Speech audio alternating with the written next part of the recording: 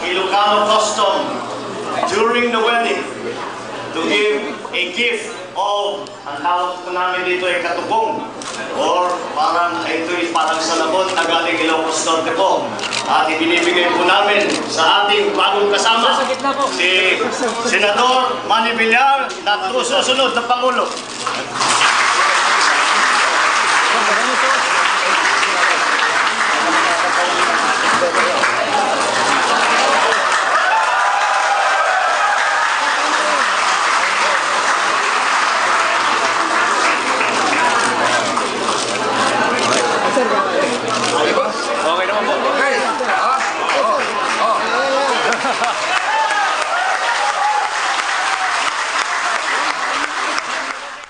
That was Governor Ferdinand Marcos Jr. with Senator Manuel Villar Jr. announcing the KBL-NP alliance for 2010. Not since 1969, when Ferdinand Marcos Sr. was the standard bearer of the Nacionalistas, and 2009, when Manuel Villar Jr. stands today as one of the two top contenders for the presidency, has the Nacionalista Party been so prominent in presidential politics. Last week, we looked at the broad powers and roles presidents play. Tonight, we'll start looking at the parties that have propelled candidates to the presidency, starting with the oldest party of them all. It's Nacionalista Night on The Explainer. I'm Manolo Quezon.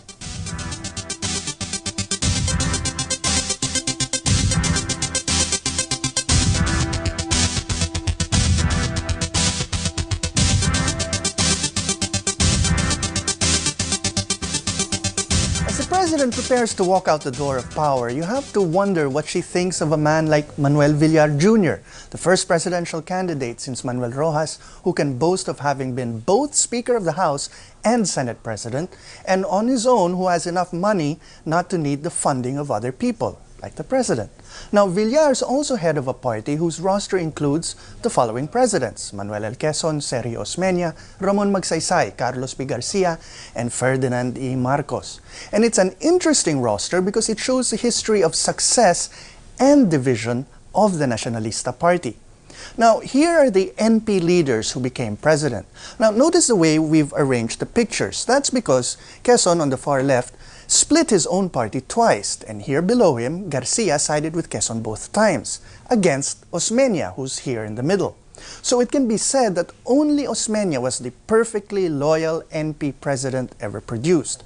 Here on the other side, Magsaysay and Marcos were both liberals for their entire career until their joining the NP made their presidencies possible.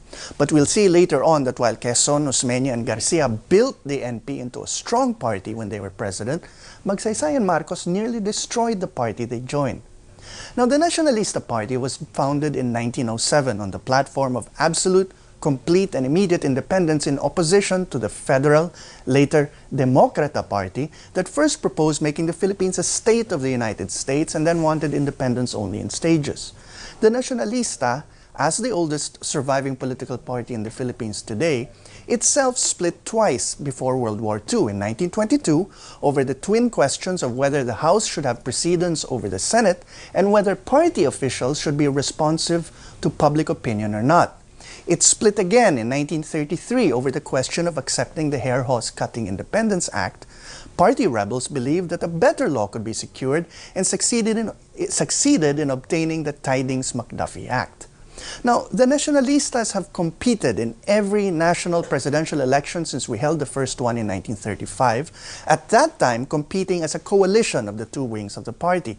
Now, its platform of national defense, social justice, and industrialization was a successful one, so that in 1938, the first midterm elections of the Commonwealth, it achieved what no other party has achieved since: 100% control of the legislature plus control of the executive department.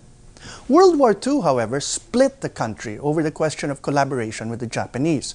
President Osmeña returned from exile to find the party hard-pressed to recover its prestige and power.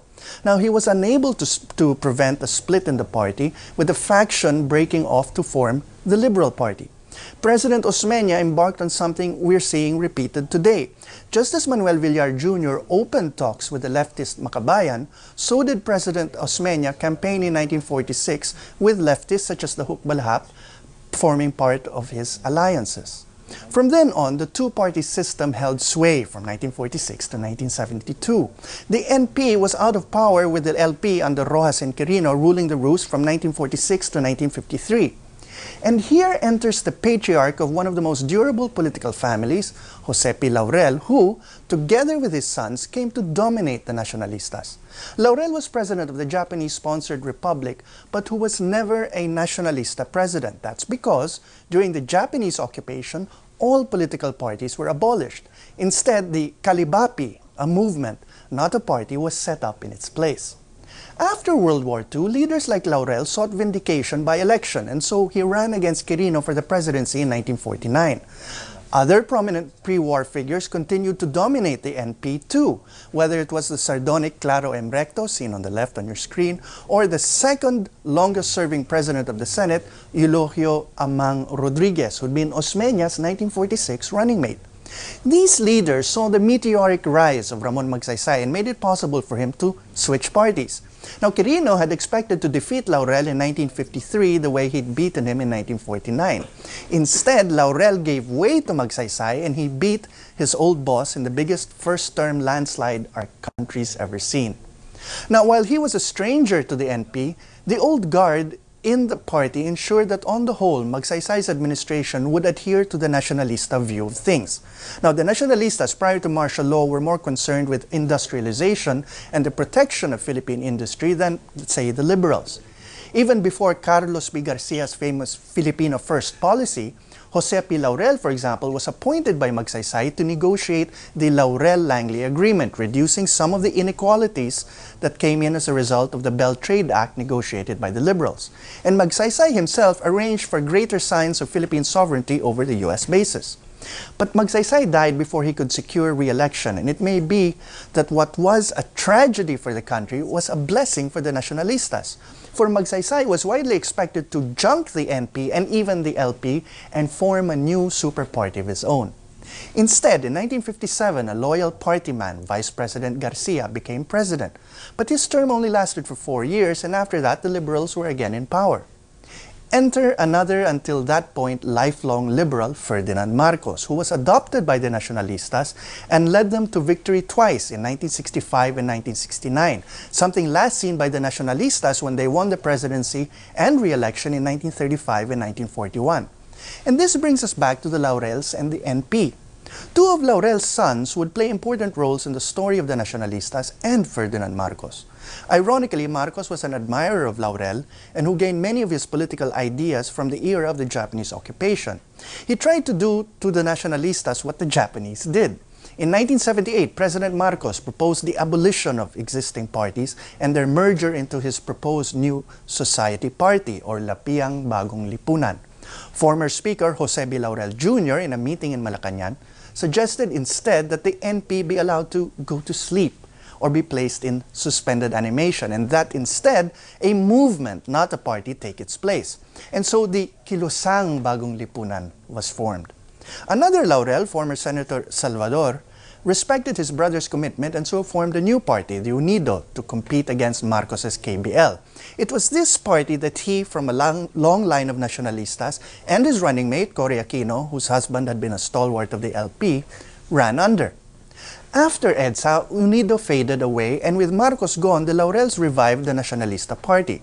But it would have two more difficult experiences between then and now. In 1992, Laurel did dismally in his run for the presidency, and the son of Amang Rodriguez led a rebellion that created yet another party that can trace its origin to the Nacionalista family tree, the Nationalist People's Coalition, which is in turn dominated by this man, Eduardo Cojuangco Jr. But shortly before his death, perhaps with a kind of strategic vision his father possessed when he identified the potential in Ramon Magsaysay, Doy Laurel bequeathed the leadership of the NP to Manny Villar, who in turn has taken on as his running mate Loren Legarda of the NPC, itself the political offspring of the NP. In a sense, a reunion of the party has been accomplished. When we return, we'll meet one of our regular guests for his insights on the Nacionalista Party of today.